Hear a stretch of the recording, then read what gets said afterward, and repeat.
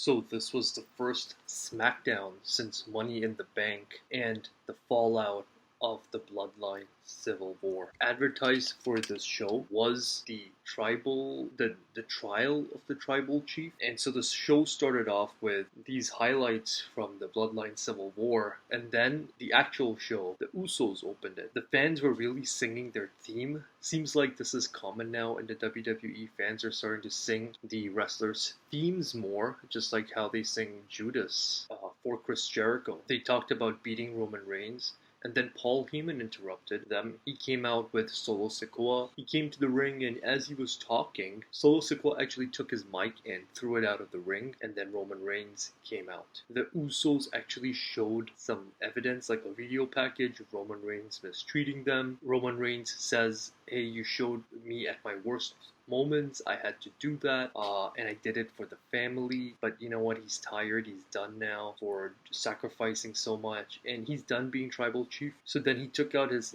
flowers thing, put it on Jey Uso, and kneeled down. It looked like he was actually handing over the reins, so to speak, to Jey Uso. Now, obviously, this is the WWE. I knew that he was probably going to do a low blow to Jey. I was not falling for that. Jey actually put his hand on, I think, Roman's face. He was I think he was trying to say yo man, you don't have to do like this. And then Reigns actually low blowed him, and then Jimmy Uso went to attack Roman Reigns. Solo Sikoa attacked Jimmy Uso. Roman Reigns and Solo Sikoa had the upper hand. They were beating the crap out of the Usos.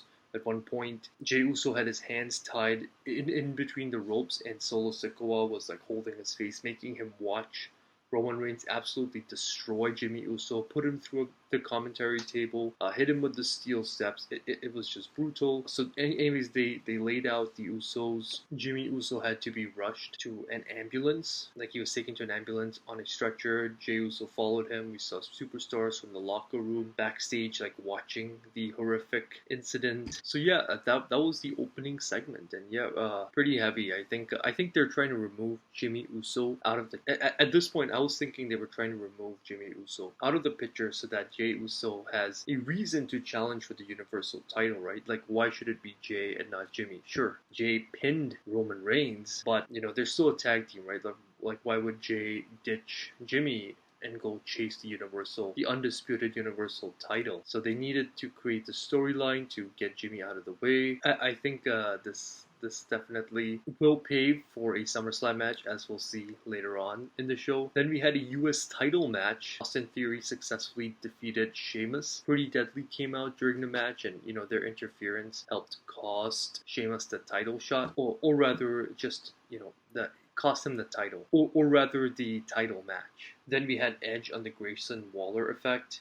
Grayson Waller was being rude to Edge, interrupting him and telling Edge that he should retire. Edge then said, "Hey, we're gonna have a match tonight, and you're gonna have your first SmackDown, main roster match." So that was a big surprise. Edge just showing up and randomly wrestling a random match on SmackDown. But I guess he is retiring soon, if the rumors are to be believed.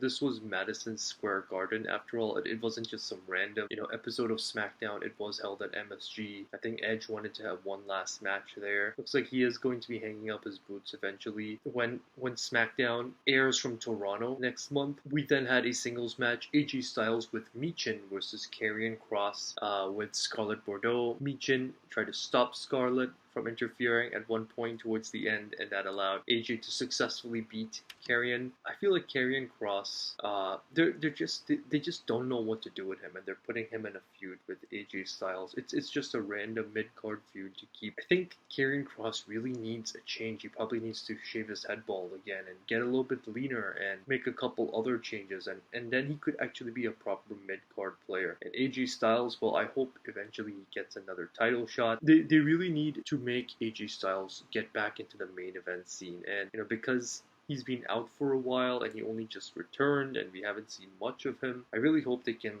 book him in a way that makes it look like he's got his killer instinct back, and that he looks like a true ruthless leader. We then got Asuka coming out to cut a promo before she could even talk. Bianca Belair came out to brawl with her. Then Charlotte Flair came out to brawl with Bianca Belair. Then Io Sky came out to brawl with Asuka, just when it looked like Asuka was going to climb the top rope and maybe perhaps jump off the rope onto Charlotte Flair on the outside, and then Bayley was also there, and she was telling Io to cash it in, and then Bayley was trying to give the briefcase to the referee on behalf of Io to cash it in. Looked like Io was going to cash in, and Bianca pulled out Bayley before she had a chance to make that official, and then so the cash in didn't happen, and then Charlotte Flair came in and booted Io Sky as well, and yeah, so basically no title cash in. It definitely looks like they're going to be building for a triple threat match at SummerSlam. Asuka defending it against Bianca Belair and Charlotte Flair. Next week, as it was later announced on the show, Asuka will defend her women's title against Bianca Belair, and I think Charlotte Flair is probably going to get involved, and the match might end in a no contest, or maybe Asuka might win by DQ, or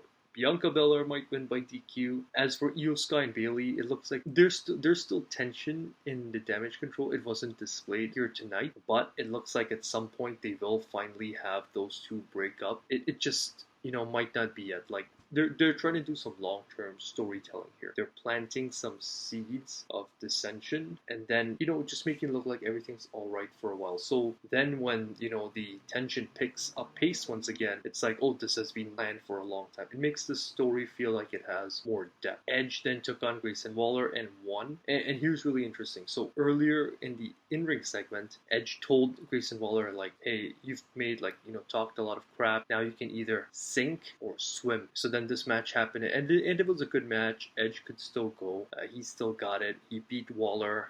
And then after the match, he took the mic and told a down Grayson Waller, like, hey kid, you swam. So he didn't put over Grayson Waller by losing to him, but he put him over in another way. And I think this was the right way to book it, because if Grayson Waller beat Edge in his debut match in the main roster, it wouldn't go down well, and it would make fans turn on Waller. Like, nobody wants to see this new NXT call-up beat a legend like Edge on a random episode of SmackDown with very little build-up. So this was the absolute right way to book it, and it made Grayson Waller not look weak at all. We then also during the match between Edge and Grayson Waller, the commentary team was like, saying, hey, they got news. Jey Uso has made his way back to the arena. And after the match, we see a backstage segment where Paul Heyman approaches Roman Reigns in his private locker room, where he is with Solo Sikoa, and says, hey, Jey Uso has returned to the arena and he's looking for Roman Reigns. Reigns says, hey, doesn't need to look anymore, we're going to the ring. So then we get Roman Reigns in the ring with Solo Sikoa and Paul Heyman. They're calling out Jey Uso. His music plays, and eventually he comes through the crowd. There's even this cinematic moment where the camera's facing to the audience. You don't see Jey right away, but he's walking through the crowd and it appears in the center of the frame. That was really cinematic. So then they brawl on the outside. Jey beat Solo. He then took a chair, went in the ring, got the upper hand of Roman Reigns. Solo came back in. Jey still had the upper hand. Eventually, Roman and Solo fled to the ramp area. Roman Reigns is, unified WWE, undisputed, whatever, universal title, whatever they're calling it. That commemorative belt with the gold plate. It was left in the ring, and Jey picked it up, and he even took a mic, and he said, like, hey, you took Jimmy away from me, now I'm going to take this from you, indirectly basically challenging Roman Reigns to a match for the title at SummerSlam. And so it looks like we got our SummerSlam main event now. Overall, I would say it's a good show. It's a good show. It really felt like it was building up towards something great. Maybe apart from, actually, you know what? I think the show overall was pretty good. I would say 4 out of 5. It just felt like there was something missing, but not quite. So 4 out of 5, almost a very good show, almost 100%. I think this was a good show.